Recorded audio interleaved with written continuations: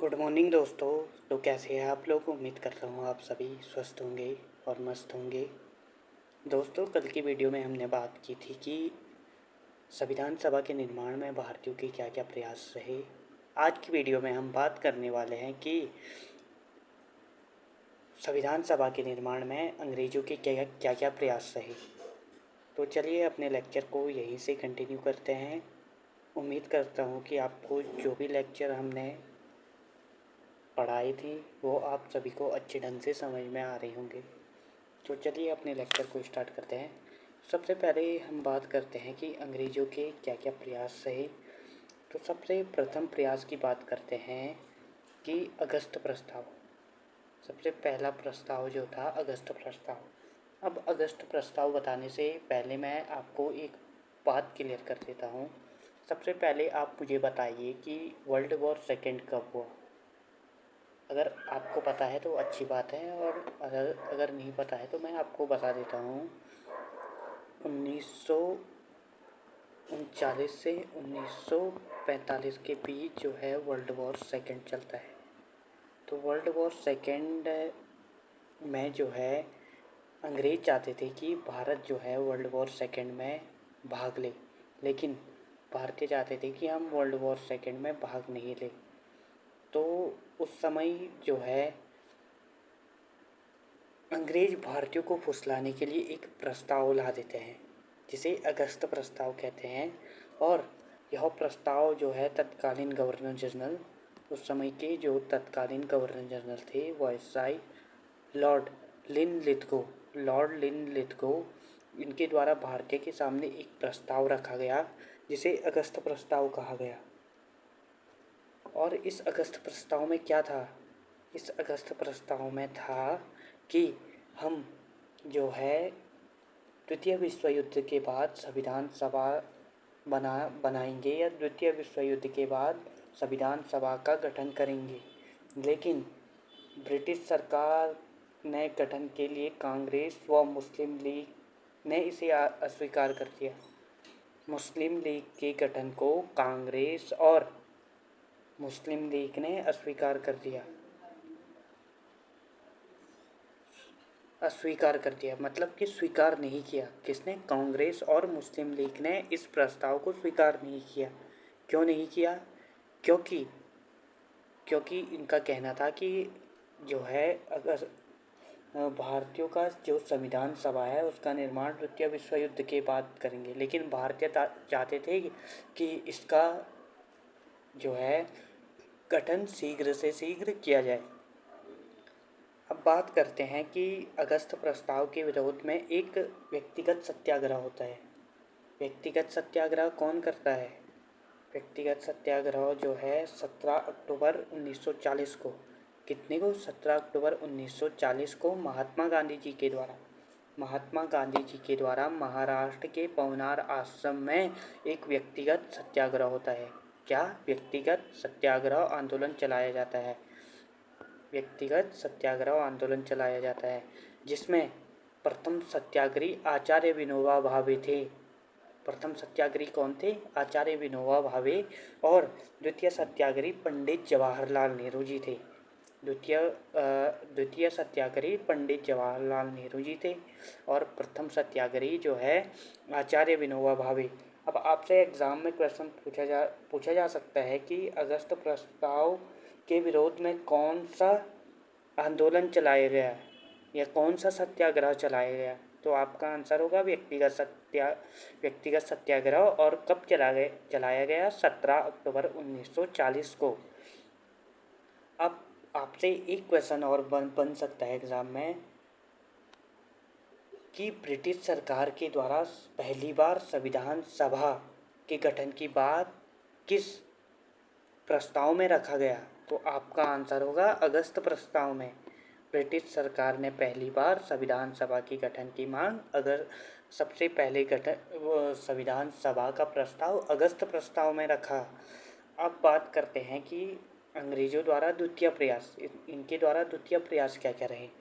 तो द्वितीय प्रयास जो है 23 मार्च 1942 को जो है यह एक सदस्यीय एक सदस्य आयोग भारत में भेजता है जिसने एक प्रस्ताव पेश किया जिसे क्रिप्स मिशन या क्रिप्स प्रस्ताव कहते हैं।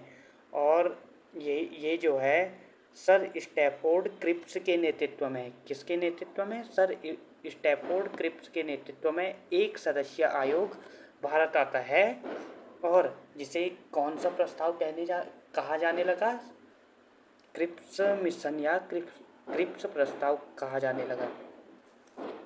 अब बात करते हैं कि इसमें कहा गया कि जो क्रिप्स मिशन भारत आया, इसने कहा कि द्वितीय विश्व युद्ध के बाद भारत के लिए एक संविधान सभा का गठन किया जाएगा।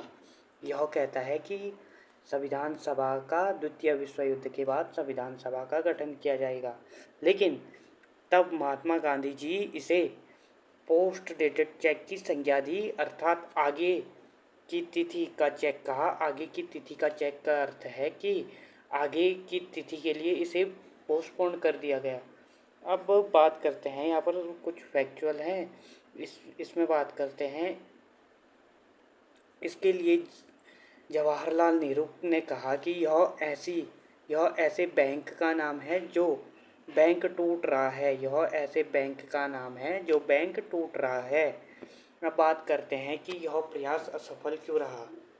यह प्रयास असफल रहने का कारण सबसे पहले तो यही था कि यह जो है द्वितीय विश्व युद्ध के बाद भारत के लिए संविधान सभा के गठन की बात कर रहा था, लेकिन भारतीय चाहते थे कि भारतीय संविधान सभा का निर्माण शीघ्र से शीघ्र हो, इसीलिए यह भी असफल रहा।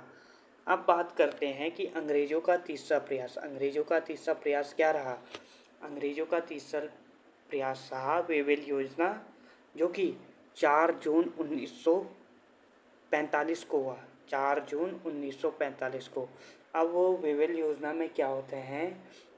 वेवेल योजना जो है, गवर्नर जनरल उस समय लॉर्ड वेवेल हुआ करता था, जिसके नाम पर ही यह योजना का नाम वेवेल योजना पड़ा। तत्कालीन वायसराय कौन थे? Wavell, Lord Wavell. भारत के सामने एक प्रस्ताव रखा, कब? 24 जून 1945 को। 24 जून 1945 को एक शिमला में विचार करने के लिए एक सम्मेलन बुलाया गया, जिसे ही वेवेल योजना कहा गया है।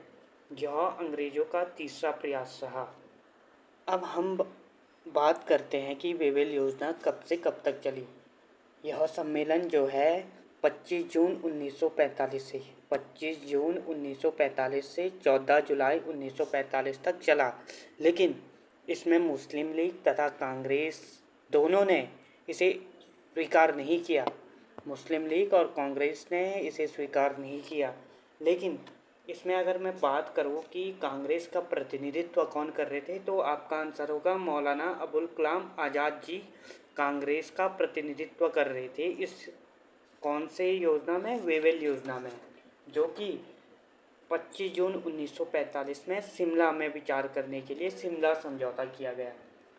अब हम बात करते हैं कि 1940 से 45 के बीच 1940 से 45 के बीच ब्रिटेन के प्रधानमंत्री कौन थे? चर्चिल। और इनकी पार्टी जो है कंजर्वेटिव पार्टी से यह बिलोंग करते थे, परंतु यह भारतीय संविधान सभा का पक्षधर नहीं थे।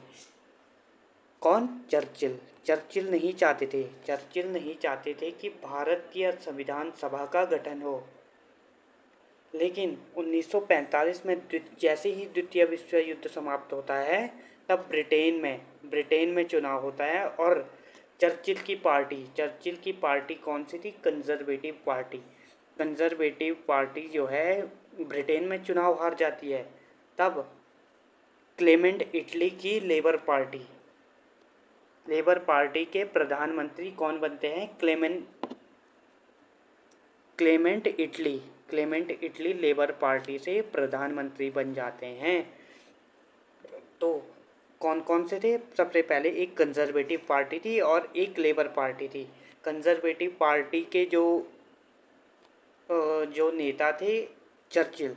चर्चिल जो है भारतीय संविधान सभा के पक्षधर नहीं थे, और जो लेबर पार्टी थी वह भारतीय संविधान सभा के पक्षधर थी, और इसके बहुमत दल का नेता क्लेमेन इटली जो है भारतीय संविधान सभा के पक्षधर थे।